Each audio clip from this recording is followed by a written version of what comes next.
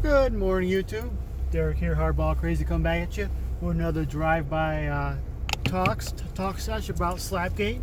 Last one I did got 200 views on it. So I'm shocked to hear this, but you know what I'm going to talk about now is my decision after much thought of how I'm going to collect and purchase post Slapgate.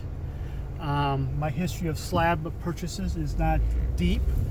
I've always been, when I came about, is that what I was never a big fan of, because I don't really need a third person to tell me what is mint, what excellent mint is, and all that type of stuff. So I always thought it's still up to the buyer and the seller, so I don't really need a third party grader to tell me what looks good to me to buy, what price.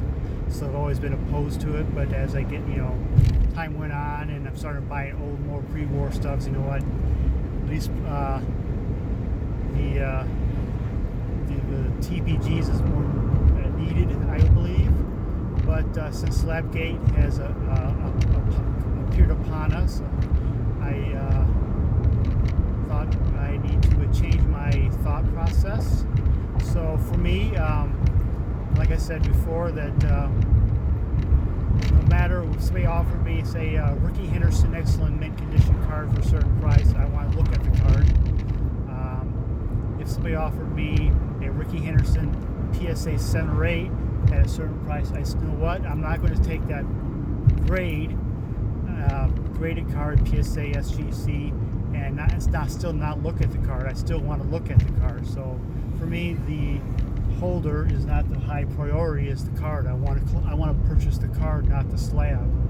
So for me, the slab grade has never been a high priority for me, because I've never been a card flipper, a card dealer. So I just want the card, not the slab part of my collection. So the thing for me is that the grade number, if it was a 7 or 8, didn't really bother me. If it was a 9 or a 10, didn't bother me.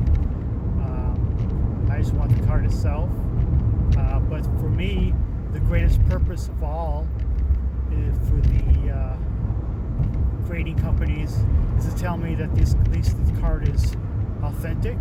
Tell me this card is not unaltered of any sort whatsoever. I want this card to be 100% legit. I don't care if you tell me if it's a 4 or a 5 or a 5 or a 6 or whatnot. But since the Slapgate happened out, I do not trust any of them like that. So, especially PSA. PSA is right now is basically, if I'm looking at a PSA card on eBay or wherever, I'm pretty much consider it almost raw. I'm gonna still buy one maybe here and there, but I'll do my due diligence, do my back research on the card registry number, and see where has it come through, what how's it sold, what's the selling history. But as a whole, PSA's word is pretty much dirt to me. SGC I probably has much more faith in. I always thought there's a better product to begin with, even before Slapgate.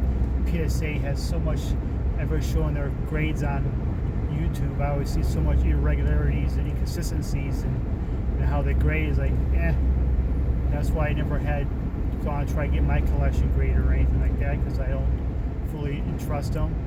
So for right now, I'm going to be collecting, as I did before, mostly raw, from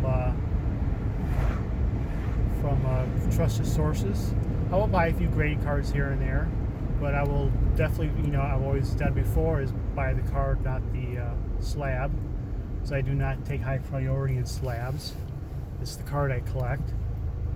So that's pretty much how I'm going to collect moving forward, post Slapgate, purchasing moving forward. One other thing I think is part of the problem with this whole Slapgate is that I don't know if it's the main source, but the thing I'm not a fan of is the PSA set registries. I'm not a fan of them whatsoever. The only little bit thing I do like about them is it keeps people active in the hobby. Say you have whatever set you're working on, it keeps you going for that set.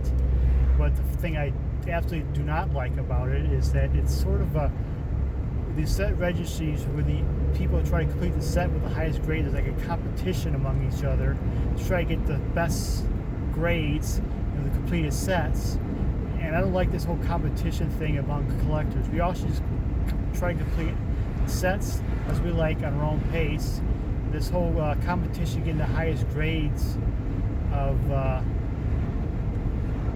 cars we can get to complete the sets, I think is part of the problem with the trimming and such. And if there was a little less priority, I don't think we would have such a high demand for. We will have a demand for higher graded cars, but I don't think it'd be as much as we had if we had set registries where it didn't exist. So a little thought for there too. But like I said, this moving forward, that Slabgate, I will be collecting as I did probably before. I'll buy a few slabs here. I actually just bought a SGC one a couple days ago, sort of a bucket list item. I'm kind of proud of. But as a whole, PSA is nothing to me. So there's a lot of cars on PSA is quite legit, but I will do my due diligence and the history of it, and I will not. I've always do this, collect the card on the grade, so I always look the card over before. Anyways, so there you have it. That's how I will collect. Tell me how you're gonna collect further. Are you gonna make any changes in your purchases or your collection habits? Thank you for watching. Take care and have a good day.